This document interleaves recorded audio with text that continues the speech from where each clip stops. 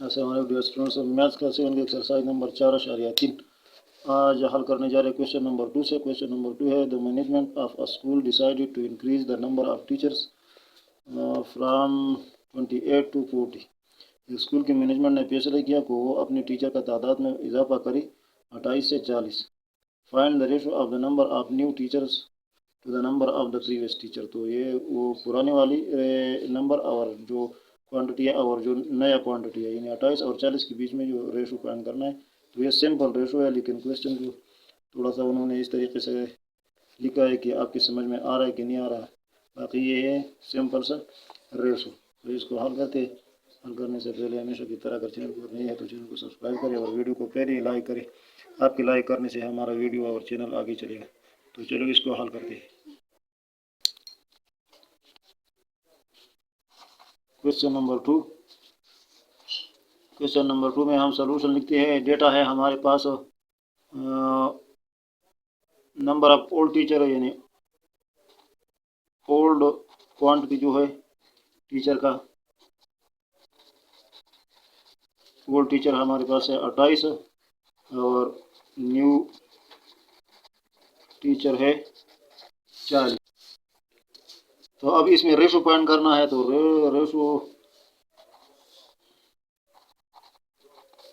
Ratio हमारे पास आएगा 40 ratio 28। ये सिंपल सा रेशो है। इसको डिवाइड करें, दोनों को 4 पर डिवाइड करें,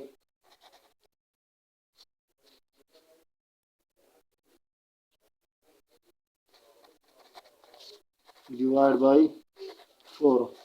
4 पर डिवाइड करें तो 10 4 40 और 7 4 28। तो ये रेशो हमारे पास आ गया क्या, 10:7। न्यू तादाद जो है 40 है और ये वो ओल्ड वाला 28। तो इसका रेशो इस तरीके से बन गया। ये आसान क्वेश्चन है। अब क्वेश्चन नंबर 3 में है after discount price of a chopper decrease from RS 11,250 to RS 8,750।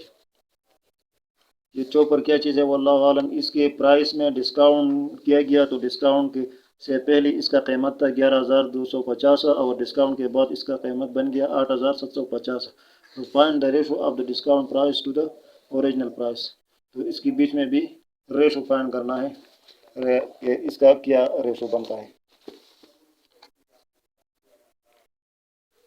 तो यहाँ पर क्वेश्चन नंबर 3 का हम सॉल्यूशन करते हैं। प्राइस ऑफ चॉपर कीमत क्या है, 11,250।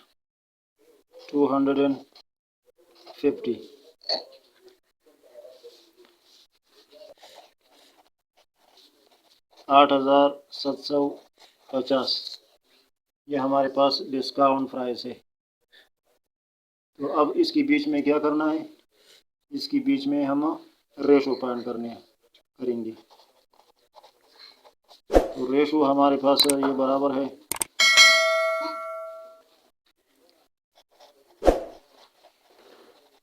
डिस्काउंट रेशो ओरिजिनल प्राइस की। तो डिस्काउंट प्राइस हमारे पास है 8,750, रेशो ओरिजिनल प्राइस है हमारे पास 11,250। तो इन दोनों साइडों को डिवाइड करें 10 पर,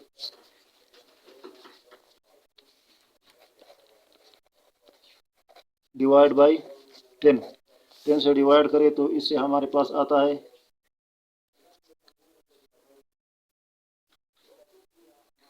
875।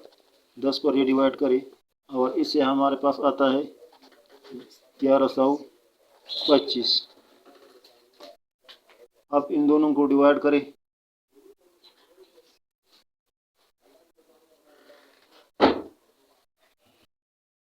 अब इन दोनों साइडों को डिवाइड करें 25 पर। तो 25 पर इसको डिवाइड करें तो ये हमारे पास आता है इससे 35 और इससे हमारे पास आता है 45। अब इन दोनों को फिर डिवाइड करें 5 पर। डिवाइड बाई 5, तो हमारे पास आता है 7 और यहाँ पर आता है 9। तो ये रेशो हमारे पास बन गया 7:9। ये हमारे पास इससे आंसर आ गया। अब क्वेश्चन नंबर 4 में है change the quantity 63 in the ratio 5:3। ये क्वांटिटी जो है 63, ये 5:3 के रेशो के हिसाब से इसको चेंज करें। आल्सो टेल, और ये भी बताए बिफोर कैलकुलेशन, हिसाब के बाद, whether new quantity will be greater और smaller than the old one. जब आप इसको चेंज करेंगे तो उसके बाद आपके पास जो नया क्वांटिटी बन जाएगा, तो आप बताइए कि ये पुराने वाली क्वांटिटी जो कि 63 है, इससे बड़ा है या छोटा। तो ये क्वेश्चन है पहले वाली क्वेश्चन नंबर 1 की तरह। तो ये क्वेश्चन नंबर 4 का सलूशन कर दिया। यहाँ पर हमारे पास डेटा है टोटल क्वांटिटी हमारे पास क्या है, टोटल क्वांटिटी हमारे पास 63 है। रेशो जिसके हिसाब से इसको चेंज करना है तो वो हमारे पास है 5:3। तो इस रेशो को हम इस तरह पर भी लिख सकते हैं 5/3। एक तरीका ये है कि हम इसको ऐसा करें कि न्यू क्वांटिटी जो है हमारे पास, न्यू क्वांटिटी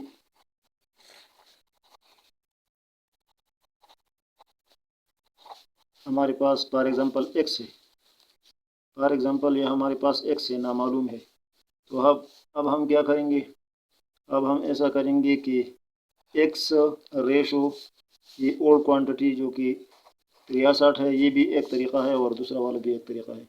ये इज इक्वल आना चाहिए किसकी, 5:3 की।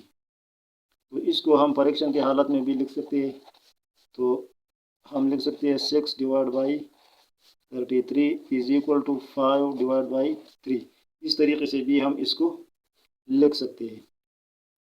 अब इसका क्या करें ताकि ये x यहाँ पर अकेला रह जाए, तो इससे ये 63 यहाँ पर आप ट्रांसफ़र करें, या एक दूसरा तरीका है कि क्रॉस मल्टीप्लिकेशन करें। ये 3 यहाँ पर ऊपर ले जाए तो यहाँ पर मल्टीप्लाई हो जाएगा, ये नीचे से 63 यहाँ पर इक्वेशन किस साइड पर आ जाए तो ये भी मल्टीप्लाई हो जाएगा यहाँ पर। और डायरेक्ट भी आप ऐसा कर सकते हैं कि इस 63 को यहाँ से ये जब परीक्षण में ये डिनोमिनेटर है तो यहाँ पर ऊपर ये मल्टीप्लाई हो जाएगा। तो x हमारे पास बराबर आएगा जो कि न्यू क्वांटिटी है वो हमारे पास बराबर आएगा 5/3, और यहाँ पर ये डिवाइड हो रहा है तो यहाँ पर ये मल्टीप्लाई हो जाएगा 63। अब क्या करना है, इस 63 को 3 से आप क्या करें, डिवाइड करें। तो 3 एकम 3, 3 दूना 6 और 3 एकम 3, तो 21 हमारे पास आ गया। तो x हमारे पास बराबर आ गया 5 × 21 की। अब x हमारे पास इस 21 को 5 से मल्टीप्लाई करें तो 5 एकम 5 और 5 दूनी 10, तो 105 हमारे पास आंसर आ गया। अब ओल्ड क्वांटिटी जो हमारे पास है वो 63 है, न्यू क्वांटिटी हमारे पास 105 बन गया। तो हमें ये बताना है कि ये इंक्रीज हुआ या डिक्रीज हुआ। तो हम लिखते हैं कि इंक्रीज हुआ, ये इंक्रीज हुआ, 105 आ गया। x हमारे पास क्या है, न्यू क्वांटिटी है।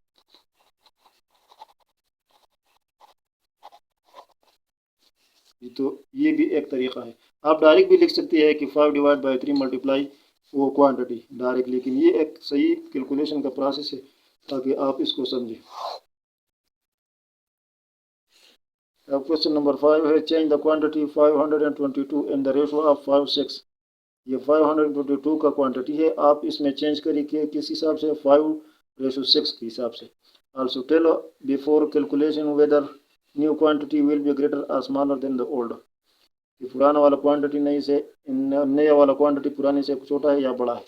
तो इसको भी उस पहले वाले क्वेश्चन की तरह ये में हमारे पास डेटा है, टोटल क्वांटिटी हमारे पास है 522 और रेशो हमारे पास क्या है, रेशो हमारे पास है 5:6 और न्यू क्वांटिटी जो है हमारे पास मालूम नहीं है, x है। तो यहाँ पर हम इक्वेशन के एक साइड पर रेशो लिखेंगे, एक साइड पर ये लिखेंगे 100।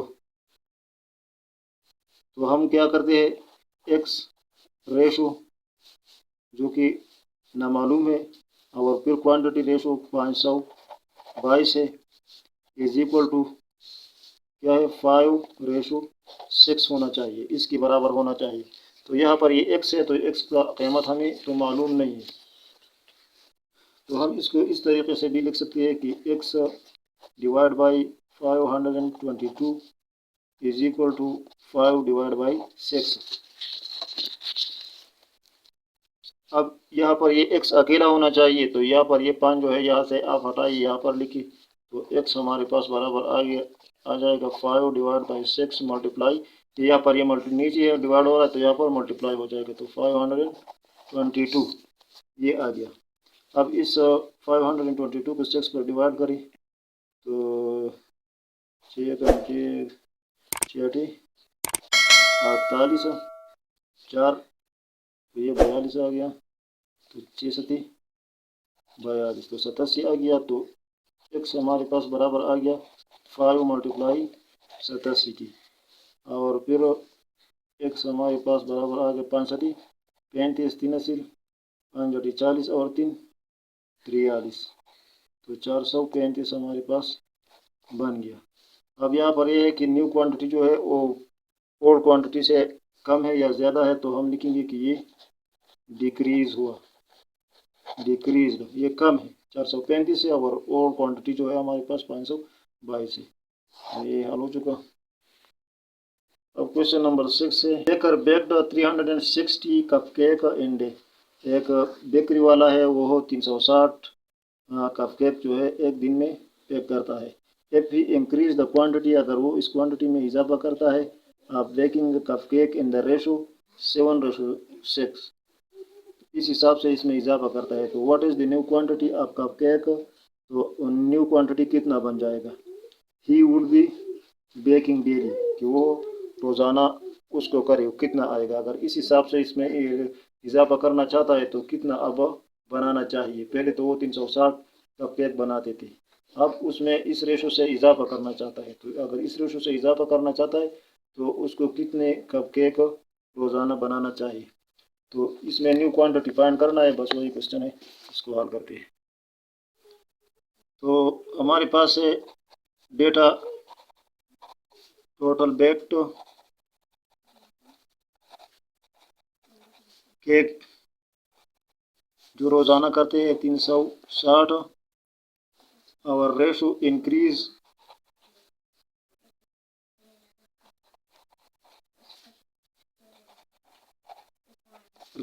रेशो हमारे पास है 7:6। तो अब हमें क्या करना चाहिए, हमें मालूम करना है कि इस रेशो से अगर ये इसको बढ़ाना है तो कितना वो उसको बनाना चाहिए। तो वही तरीका है, न्यू क्वांटिटी जो है ratio old quantity is equal होना चाहिए 7:6 की। तो न्यू क्वांटिटी हमारे पास मालूम नहीं है, तो x हमने लिया, ओल्ड क्वांटिटी हमारे पास है 360 इज इक्वल 7:6। इसको फ्रैक्शन की हालत में लिखते हैं, तो x divide by 360 is equal to 7 divide by 6, ये फ्रैक्शन की हालत में होगा। अब x को अकेला रहना चाहिए, तो ये 360 यहाँ से हम इक्वेशन की इस साइड पर ले आते हैं, तो यहाँ पर ये मल्टीप्लाई हो जाएगा, तो x बराबर आएगा 7 डिवाइड बाई 6 मल्टीप्लाई 360। अब 360 को 6 पर डिवाइड करें तो 6 चक्का 36, ये 0 इसके साथ लगाए तो ये हल हो चुका। तो x हमारे पास आ गया न्यू क्वांटिटी 7 मल्टीप्लाई 60। अब x हमारे पास बराबर आ गया 60 को 7 से मल्टीप्लाई करिए, 6 42, तो 420 हमारे पास आंसर आ गया। तो उसको बनाना चाहिए कितना daily, 420 cup cake.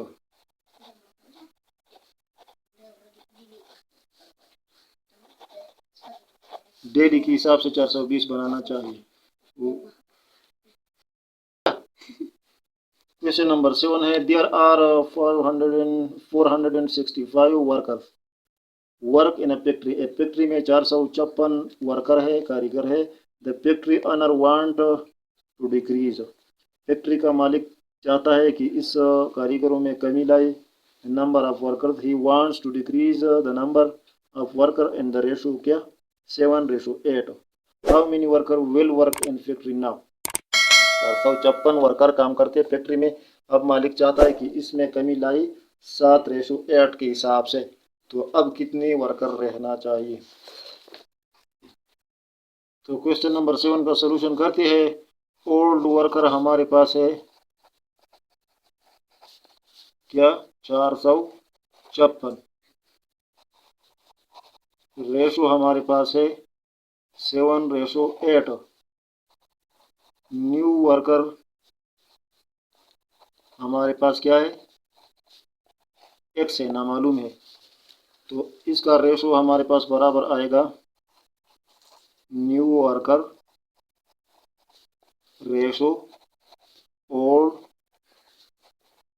Worker is equal to 7:8, इसके बराबर होना चाहिए। अब न्यू वर्कर हमारे पास एक्स है, ना मालूम है, ओल्ड वर्कर हमारे पास 456 है, और इज इक्वल टू रेशो हमारे पास यहाँ पर है 7:8। अब यहाँ पर इसको परीक्षण के हालत में लिखी तो x divide by 456 is equal to 7 divide by 8। अब इस x को यहाँ पर अकेला होना चाहिए, तो ये यहाँ से चला जाए यहाँ पर तो मल्टीप्लाई हो जाएगा, तो x हमारे पास बराबर आएगा 7 डिवाइड बाई 8 मल्टीप्लाई 456। अब इस 456 को 8 पर आप डिवाइड करें तो 8 एकम 8 और 5 8 40, 5 चला गया यहाँ पर तो 56, तो 7 8 56 तो 57 आ गया। तो x हमारे पास बराबर आ गया 7 मल्टीप्लाई 57। तो अब x हमारे पास बराबर आ गया 7 49 4 80 5 35 और 4 39 399। तो ये हो गया हमारे पास क्या न्यू वर्कर।